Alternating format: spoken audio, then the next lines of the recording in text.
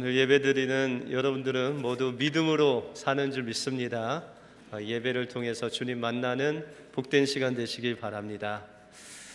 미국 미시간주 보육원에 아주 포악한 소년이 있었답니다. 그는 걸핏하면 친구들과 싸웠습니다.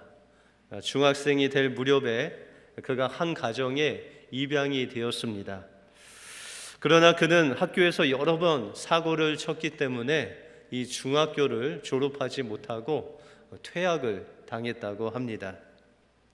어느 날 자기를 사랑으로 보살펴 주시는 선생님께서 그를 꼭 껴안으면서 이렇게 이야기를 하셨다고 합니다. 하나님은 너를 절대로 버리시지 않는다. 하나님은 너를 사랑하신단다. 힘들 때 낭망하지 말고 울면서 하나님께 기도하라 라고 그렇게 조언을 하셨다고 합니다. 이 소년은 이 말에 큰 감동을 받고 그의 마음을 고쳐먹기 시작했습니다.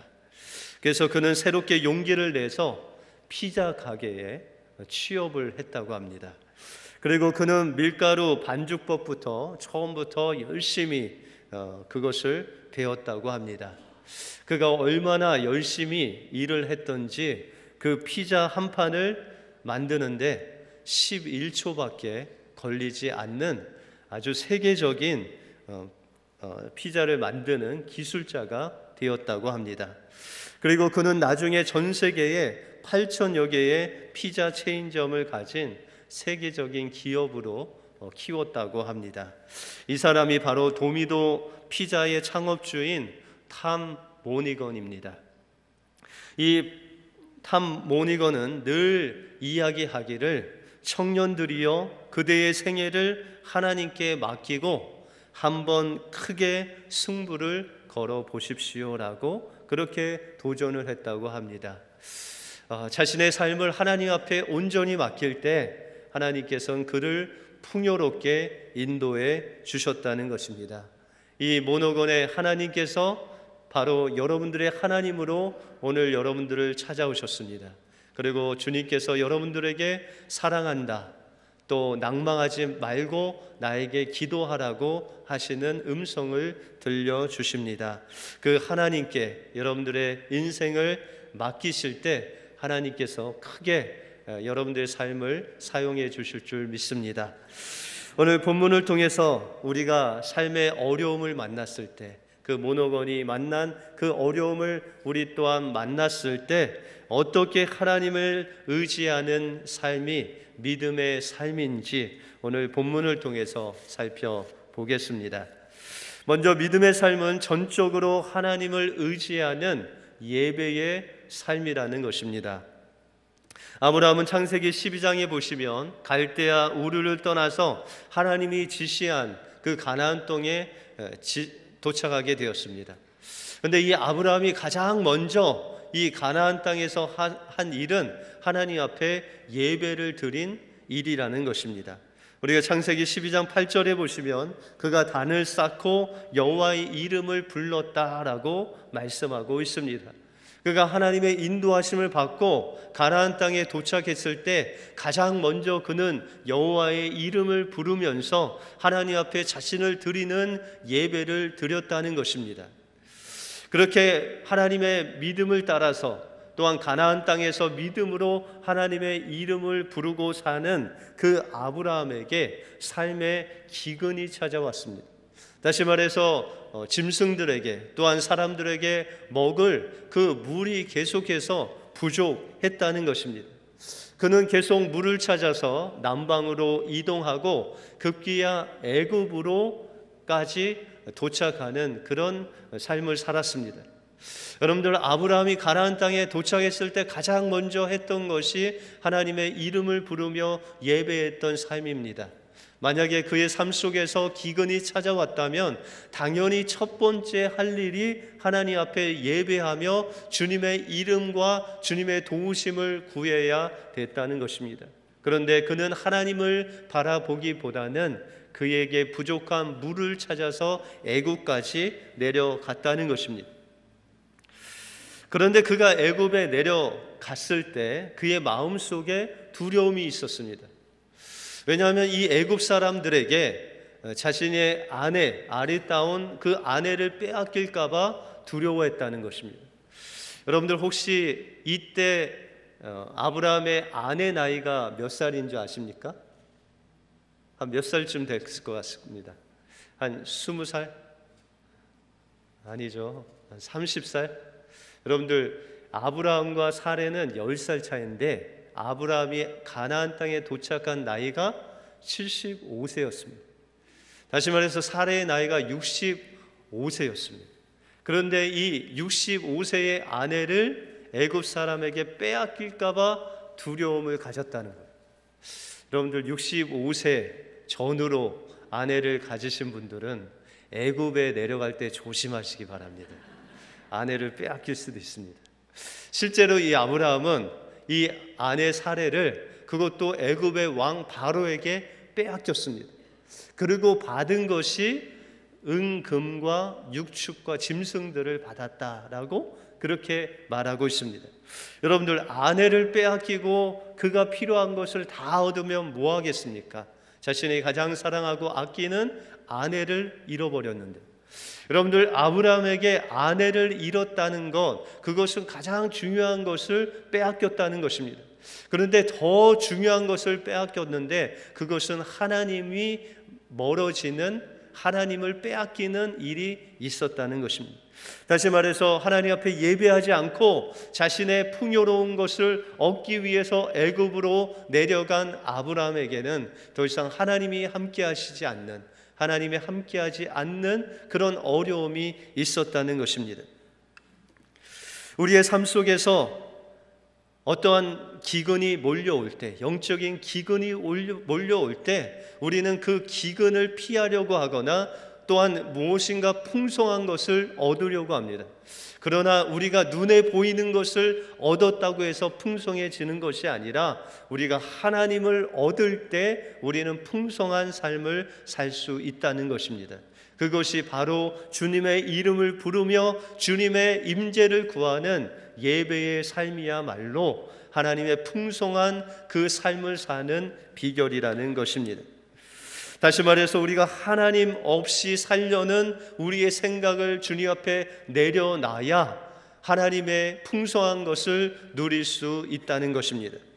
그래서 시편 23편을 보면 여호와는 나의 목자시니 내게 부족함이 없으리로다라고 이야기합니다.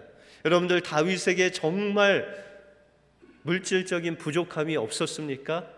그는 사망의 골짜기를 다니는 어려움이 그에게 있었습니다. 그럼에도 불구하고 그가 부족함 없이 그 마음속에 영적인 풍성함을 누릴 수 있었던 비결은 바로 시편 22편이 있었기 때문입니다. 시편 22편의 내용을 보시면은 십자가의 순환을 받는 예수님의 모습이 나옵니다. 바로 우리가 주님의 그 풍성한 은혜를 받아 누릴 수 있는 것은 바로 주님의 그 십자가를 통과할 때만이 하나님의 귀한 풍성한 영적인 것들을 받아 누릴 수 있다는 것입니다. 우리의 인생도 우리가 생각하기에는 좀 풍성히 물질도 채워지고 우리가 원하는 대로 자녀가 좋은 대학에 가서 좋은 배필을 만나고 좋게 사는 것, 그것이 풍요로운 삶이라고 생각합니다. 그런데 주님께서는 그럴 때마다 우리에게 십자가를 허락해 주신다는 것입니다. 때마다, 시마다 우리가 그냥 풍성한 것을 누리려고 할 때 그 십자가 없이는 주님 앞에서 풍성해질 수 없기 때문에 우리 앞에 십자가를 놔둔다는 것입니다. 아브라함이 기근을 만났을 때 그는 예배의 자리로 나가야 됐습니다. 그러나 그는 예배가 자리가 아닌 그 애굽으로 내려갔을 때 그는 하나님의 그 십자가에 실패하는 삶을 살았다는 것입니다. 그런데 이 아브라함은 이 애굽에서 체험한 하나님이 없고 아내를 빼앗기고 그 십자가를 지는 것 같은 그 죽음의 어두움을 체험한 그 십자가를 통해서 이제 하나님께 예배하는 것이 얼마나 중요한지를 알게 되었다는 것입니다. 때때로 우리 아내에게 혹은 남편에게 이러한 잊을 수 없는 사건들이 하나씩 있습니다. 아브라함이 아내를 빼앗긴 경험과 같은 그런 경험이 우리에게 있을 수 있다는 것입니다. 그래서 여러분들 가끔 부부싸움하면 나오는 레파토리가 늘 있으시죠? 그렇죠? 우리 은혜교회 성도님들은 그 레파토리가 없으신 것 같은데 저에게도 그런 것들이 있습니다. 제가 미국에 와서 셋째 아이를 저희 아내가 낳습니다. 근데 누가 주변에 없기 때문에 주일에 제가 이 미역국을 저희 아내에게 병원에 갖다 줘야 되는데 주일날 사역을 하다 보니까 오후 3시가 넘도록 그 미역국 갖다 주는 것을 깜빡했습니다. 아침과 점심을 제가 다 굶긴 것입니다. 이 산모가 이틀 된 날에. 그래서 그것이 이제 저희가 좀 어려움이 있으면 레파토리로 늘 나오는 이야기가 되었습니다. 저는 늘 그 미역국을 생각할 때마다 십자가가 생각납니다. 여러분들 그런 레파토리 하나씩 있으시죠? 여러분들 아브라함이 애굽만 생각하면 늘 떠오르는 레파토리가 바로 이 아내를 빼앗긴 것이었습니다. 다시 말해서 그것을 생각할 때마다 자신의 그 십자가를 기억하고 주님 앞에 나가 예배하는 그런 삶을 살 수밖에 없었다는 것입니다. 그래서 오늘 본문 말씀 2절에 보시면 아브라함에게 육축과 은금이 풍부하였더라 라고 말씀하고 있습니다.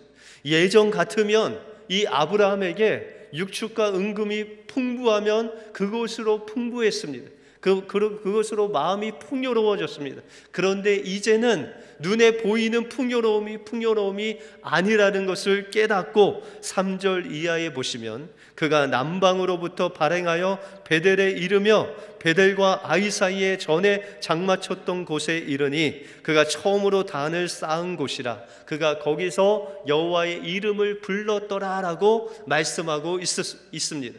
여러분들 그에게 풍성한 짐승들이 있었습니다. 풍성한 은금이 있었습니다.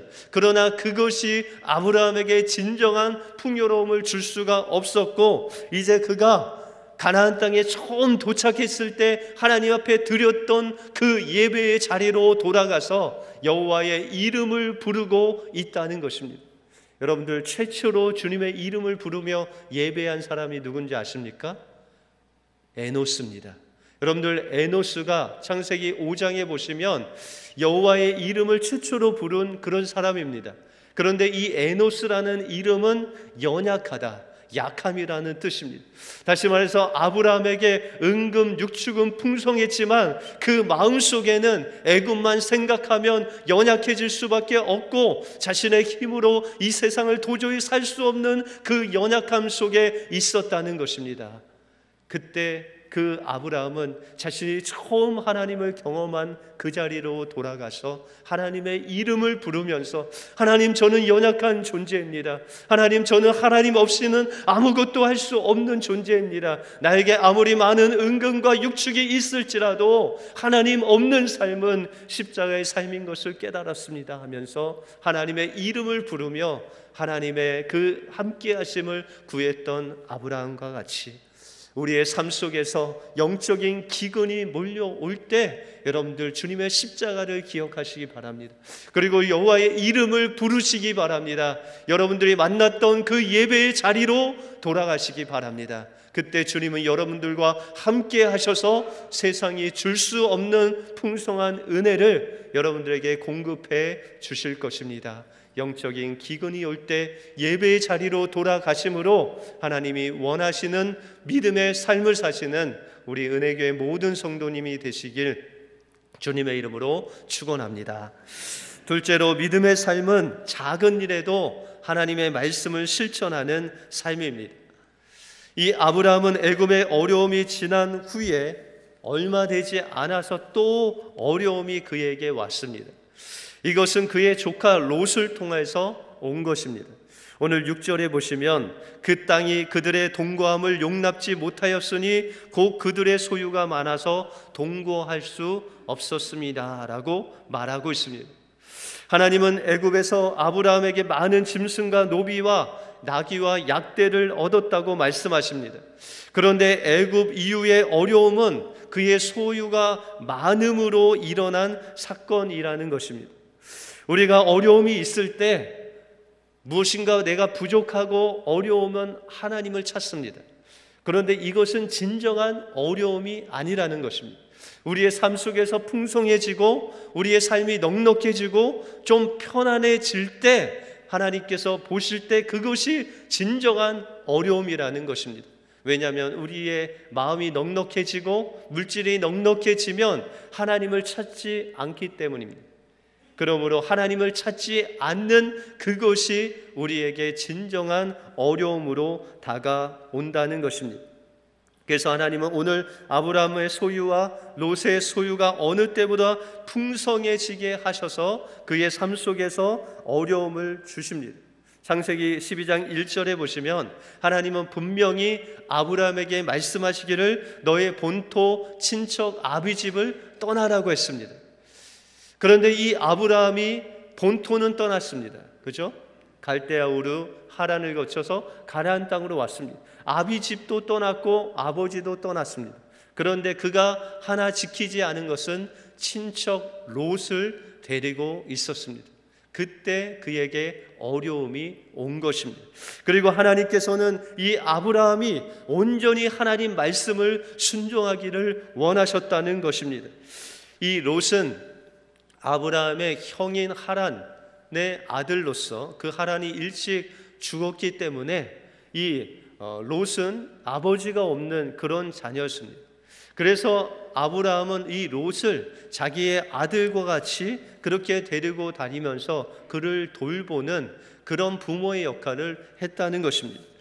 그리고 그가 생각하기를 이 롯이 자신이 늙고 자식이 없으므로 그가 바로 나의 후사가 되겠다라고 생각했다는 것입니다.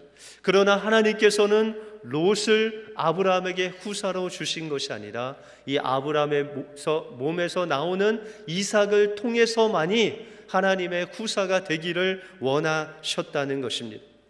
우리가 인간적으로 생각하면 이 아브라함이 생각하는 조카 롯을 향한 그 사랑의 마음은 자연스럽고 보기 좋은 그런 마음입니다. 그러나 때때로 하나님 나라에서는 이런 육신적인 좋은 마음까지도 하나님 앞에서 방해물이 될 수 있다는 것입니다. 하나님 말씀보다 더 앞서는 그 육신의 좋은 마음까지도 하나님께서는 원치 아니하신다는 것입니다. 하나님의 말씀이 우선이고 그 다음에 것이 있어야 된다는 것입니다. 그래서 하나님께서는 이 아브라함의 좋은 마음까지도 뒤로 하시고 하나님의 말씀을 이루시는 놀라운 역사를 이루게 하십니다. 그래서 우리가 9절에 보시면 이 아브라함의 롯에게 이야기하기를 롯에게 나를 떠나라 라고 그렇게 이야기합니다.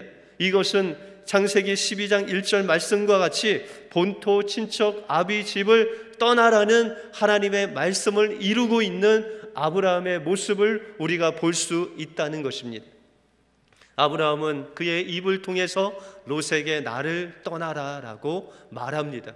그제서야 하나님의 말씀이 온전히 100% 이루어지고 있다는 것입니다. 때때로 우리는 하나님 말씀에 순종할 때 우리의 육신의 정에 이끌리어서 한 90% 순종할 때가 있습니다. 한 10%는 좋은 마음으로 남겨둘 때가 있습니다. 그런데 하나님께서는 그 10%까지도 하나님 앞에 온전히 순종할 때 우리에게 하나님의 놀라운 역사를 이루시는 주님의 모습을 볼 수 있다는 것입니다.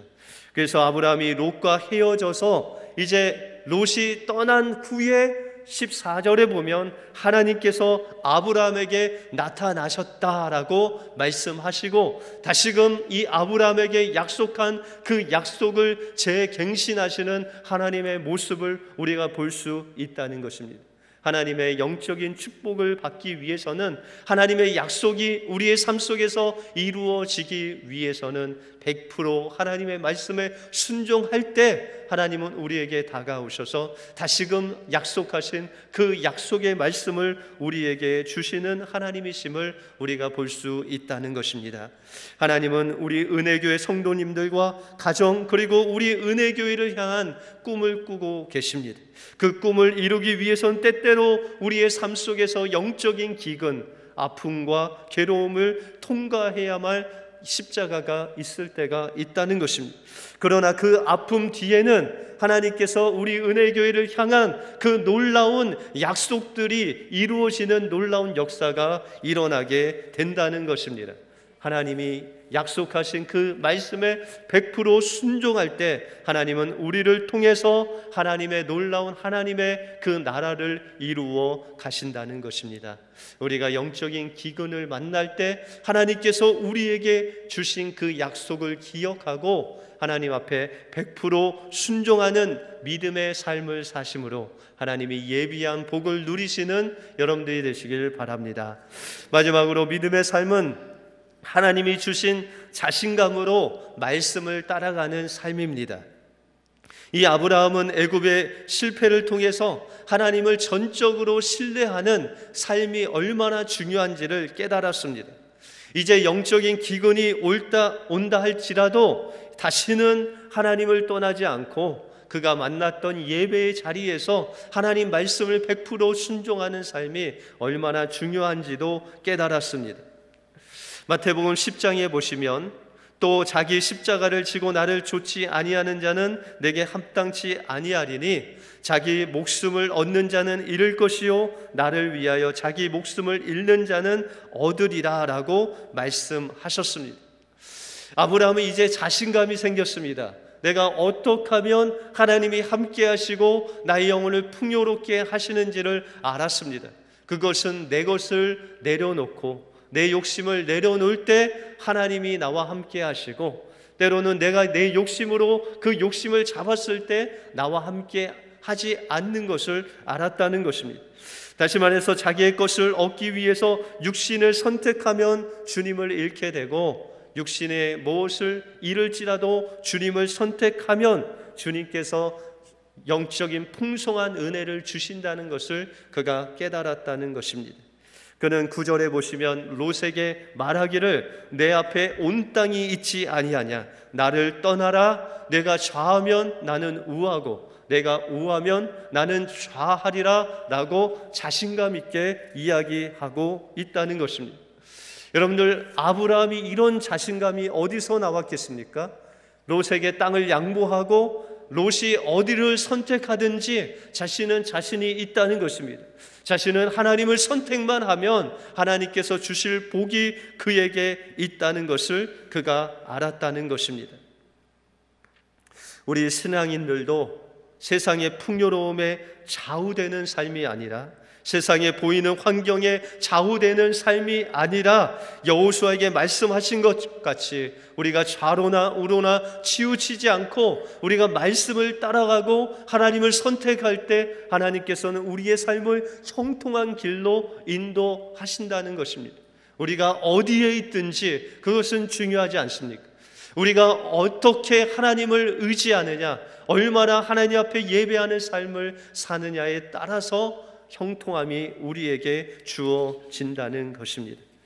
결과적으로 이 롯은 그가 소돔과 고모라 땅을 선택했습니다. 그리고 아브라함은 하나님께서 말씀하시는 헤브론 땅을 선택했습니다. 여러분들, 롯이 선택한 곳은 성경에 보니까 에덴 동산과 같이 물이 넉넉하고 사람 살기에 좋은 곳을 선택했다라고 그렇게 말씀하고 있습니다. 그런데 하나님께서 명령하신 이 헤브론 땅은 산지였습니다. 여러분들, 산지에서 양을 기르는 게 좋습니까? 들에서 양을 기르는 게 좋습니까? 당연히 들에서 기우는 게 좋죠. 물도 넉넉하고 또한 사람 살기에 좋은 곳이 좋은 것 같은데 하나님의 눈에는 산지가 더 아브라함에게 좋은 곳이었다는 것입니다. 예전 같으면 아브라함이 하나님께 불평을 하든지 아니면 눈에 좋은 곳을 따라서 애굽으로 간 이 아브라함은 이제 애굽을 경험하고 또한 진정한 축복이 무엇인가를 깨달은 이 아브라함은 하나님의 말씀에 순종해서 헤브론 땅으로 갑니다. 여러분들, 헤브론 땅은 산지고 그곳에 사는 사람들이 아낙 자손이었습니다. 여러분들, 아낙 자손은 거인들이었습니다. 바로 갈렙이 여호수아에게 요청한 땅이 바로 헤브론 땅이고 그곳은 하나님의 약속의 땅이었고 하나님이 임재하시는 그런 땅이었습니다. 그래서 다윗이 그 나라를 세울 때, 왕이 돼서 나라를 세울 때 헤브론 땅에 그 도시를 세우고 하나님의 나라가 그곳에 임하는 놀라운 역사가 임했다는 것입니다. 비록 아브라함의 눈에는 산지고 먹고 살기가 어렵고 눈에 보이는 어려움이 있다 할지라도 하나님 말씀에 쫓아갈 때 그곳이 하나님이 계신 성전이 되었다는 것입니다. 그러므로 우리의 삶 속에서 영적인 기근이 올 때 우리는 하나님을 만나 그 예배의 자리로 돌아가야 됩니다. 그리고 그곳에서 주님이 주시는 영적인 풍성함을 누려야 된다는 것입니다. 또한 주님께서 말씀하신 그 말씀에 100% 순종함으로 하나님의 말씀을 따라갈 때 하나님께서는 그 말씀을 이루실 뿐만 아니라 우리에게 헤브론 땅으로 인도하여 주셔서 하나님의 성전이 있는 그곳에서 하나님과 함께 영원히 사는 축복으로 우리에게 함께해 주실 것입니다. 우리의 삶 속에 기근이 올 때 두려워하지 마시고 예배의 자리로 나가 하나님의 말씀에 100% 순종하면서 또한 하나님의 말씀을 따라 헤브론으로 가심으로 하나님께서 예비하신 그 믿음의 삶을 사시는 여러분들의 삶이 되시길 바랍니다. 기도하겠습니다.